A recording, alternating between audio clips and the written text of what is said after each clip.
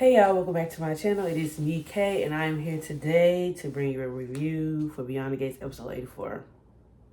Y'all, I feel like the episode wasn't like a filler episode, but it was loaded with like quite a bit of information. So I'm just gonna start where, the part that I'm just harping on.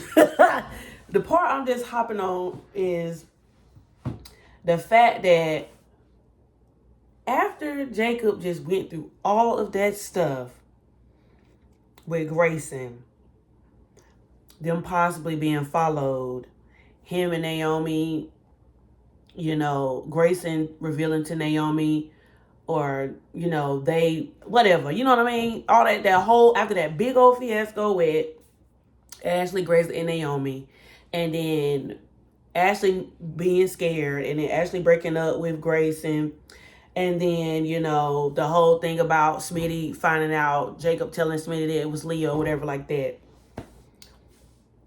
Jacob and Naomi had the nerve to, like,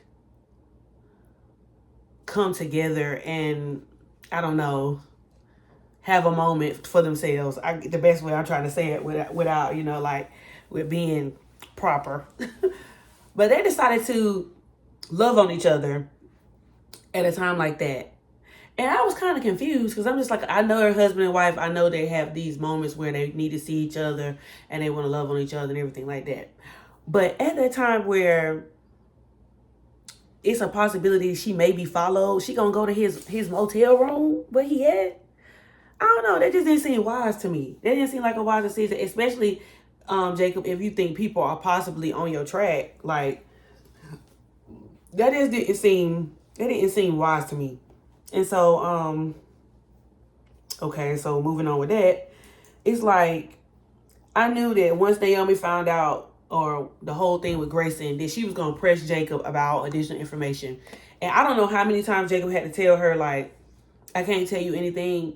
But once Jacob got to the part where he told her that Leah was the person, or she coerced, I ain't going to say she coerced Jacob, but she hounded Jacob and was like, I don't want Ashley going around the hospital, being in danger and looking over her back every 2 seconds when she could just know who it is that she need to look for. Jacob, you telling her it was Leah was too much. Like, you should have just told her that I don't hound you and you do your job, so I don't need you to hound me while I'm doing mine. Like, and reassure her that you will tell her everything again once everything is settled. Just make sure you got necessary people in places to where can't nothing pop off. And then she came to Ashley's job to tell her. She could have waited till Ashley got off. She could have told Ashley, come outside, or when is your break? Something like that. She didn't have to go to the hospital in the place where Leah is at. I just didn't think that was the wisest decision. I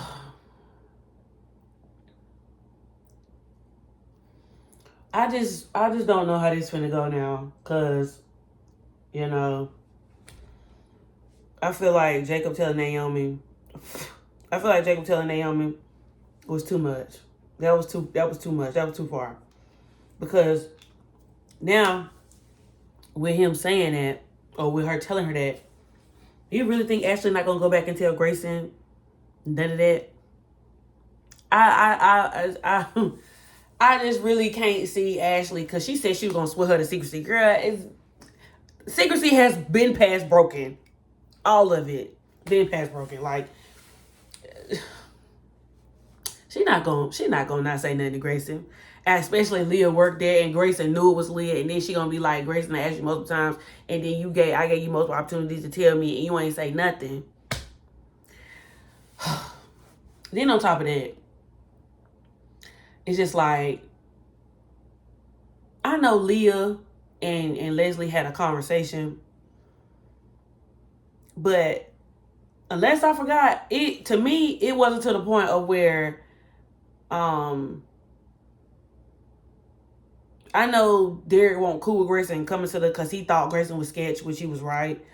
But at the same time, I don't remember Leah coming down hard on Leslie about it being that big of an issue that Derek didn't allow Grayson to come.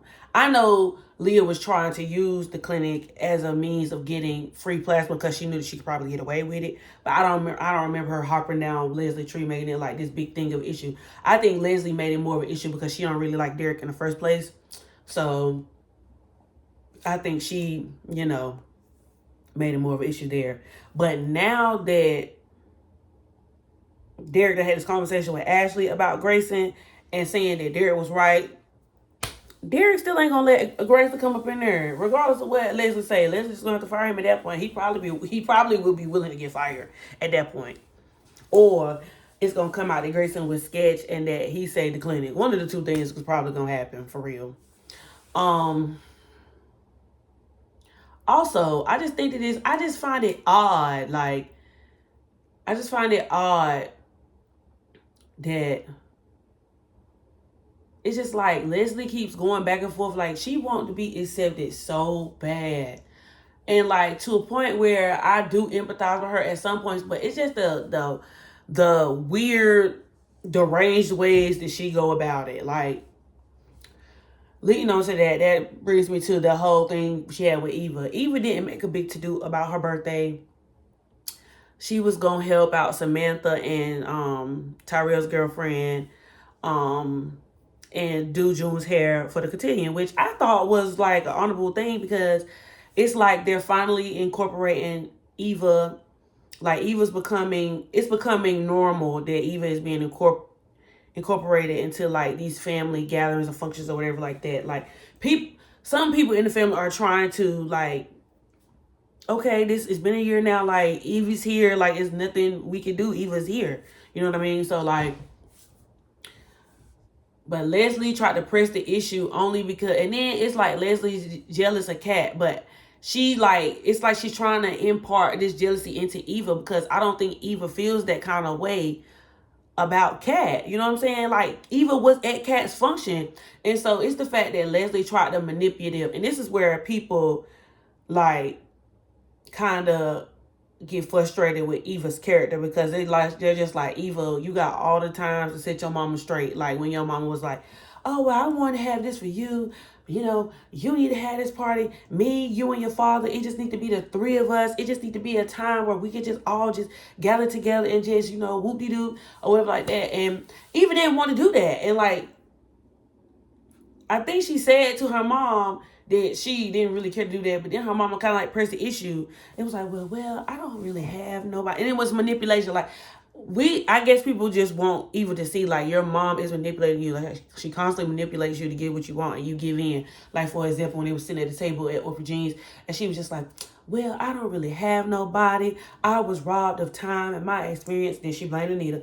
It was Anita's fault that I didn't have this experience with my mom and she robbed me of time. And then Eva gave her the rebuttal where you have a whole lot of zeros replaced all that. Like, she did what she was supposed to do even though she did something wrong. Then she was just like, but I don't have that much family. It's just us, and it's just always been us against the world. And now, because Eva want to do something different one time, it's just always been us against the world. And I just think we just need to have just a sit down nice dinner. And if we can't do it on your actual birthday, I think we should do it, tonight. And then here go Leslie. Well, I just think it would only be fair. He got to go to Kat's little function. So I think it's only right if he come to you. Like, it's like she trying to go tick for tat. And I'm just like, girl, please. It's been Eva dang near 30, bro. It's been a while, sister. And then it's Ted. Also, after Shanice just got on him about the whole manipulating thing. Like, he go there, he say his piece, and then he about to walk off. And then she was like, well, listen, you ain't the only one who got something to say. I got something to say too. How about we gather together and celebrate our daughter's birthday, since this is the first birthday you get to celebrate and you need to be there for her birthday. And I was thinking that we could be a family. Like, she always try to throw that family thing in his face. And just because he feel guilty about something that happened years ago, she always used that let's be a family thing as a manipulation tactic. And that's what Shanice was talking about. So Ted, please, when are you going to learn your lesson, friend? When are you going to learn your lesson? At this point, Eva's dang near 30. You didn't need Leslie to have a birthday celebration with your daughter. You could easily just called your daughter and was like, hey, what do you want to do for your birthday? I want to make sure that me and you spend time together for your birthday, since it's your special day. And it's your first day that it's your first birthday that we get to spend together, since, you know, everything has transpired. That's how that should have gone. Now Ted done took it upon himself to invite Isaiah, but I guess to me, it may not be this way, but to me, it seemed like he invited Isaiah as a social buffer because he don't trust Leslie. And so since he said, quote unquote, since Eva and Isaiah has been going strong for a while, you know, even though Isaiah told him that him and Eva had already made their own plans, he was just like, oh, well, you can, you can just be around her for something else. And Isaiah was like, well, I guess it wouldn't hurt. It's just a lot. This, like, they got something going on their side, Eva and Leslie, and then Isaiah and Ted got something going on their side. And so I'm just like, at this point, it's too much. You know what I mean? Like, it's too much. Like, everybody got a plan going on when it could have just been all handled if just somebody just had a conversation with Eva besides Leslie did. But I'm sure Isaiah is going to tell Eva everything, you know. I'm sure after he's done having his conversation with Ted. What else? This whole thing with Tyreek and, is it Jasmine, Jennifer? I can't remember the girl name. I'm so sorry. But his girlfriend. Samantha is still upset that she feels like Tyrell has gotten away with, which, to be honest, they did play that kind of cool. They really, like, with junior, senior, I mean, they both are upperclassmen. It shouldn't, to me, really matter that Tyrell is, I mean, I could see if Samantha was like a freshman, or even if she was a sophomore, but she's a junior. So to me, their freedoms as teenagers should be about the same. I don't feel like that, you know, just because Samantha's a girl that they should have, you know, they near dropped Thor's hammer on Samantha when she was, you know, and was she being hot to try? Yep, she was. She was moving a little fast, but Tyrell did the same thing. So to me, the punishment should have been equal. At least Samantha, to me, was downstairs. Tyrell took the girl upstairs in his room, and had they not, you know, popped up, we all know what was gonna happen.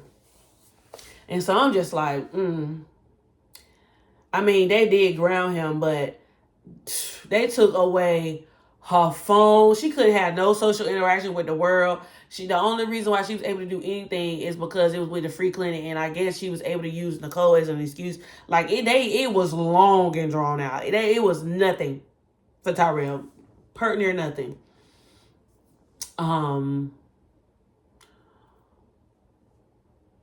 As we saw, Samantha, when Samantha did go pick up breakfast, there was a security person with her at Orphan Jean. So the whole time she was talking to Jean or having a conversation with Eva, and all of them was powwowing, there was a guard over there at the door. I just wish that Smitty wouldn't have said that he didn't need no coverage, because now I feel like he do need a bodyguard. I mean, even if the person ain't like necessarily following, like if they like feet away or something, they just watching. I just feel like somebody need to be tracked, or watching him, tracking him, something, hearing something. They need to know something. But at the same time, it's just like with the case, it's just, to me, a situation just completely up in the air. Like, you know,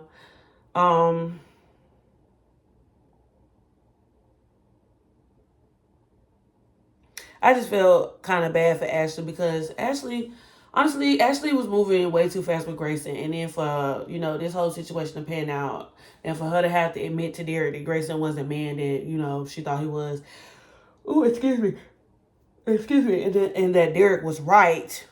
I was just like, ugh. Derek wanted to tell me what he did so bad, because Derek was dang near ready to go windmill for Ashley on her behalf with Grayson, but you know, it is what it is. Anita rang the bell. I'm so happy that this journey is close to being over with. I do feel like the actress, Tamara, ate this whole journey up. She did. But oh my gosh, it has been very emotional to watch on screen like as a viewer. Excuse me. It's been very emotional. It's been very emotional to watch on screen as a viewer. And I'm just glad I could see the relief that everyone had, especially Nicole.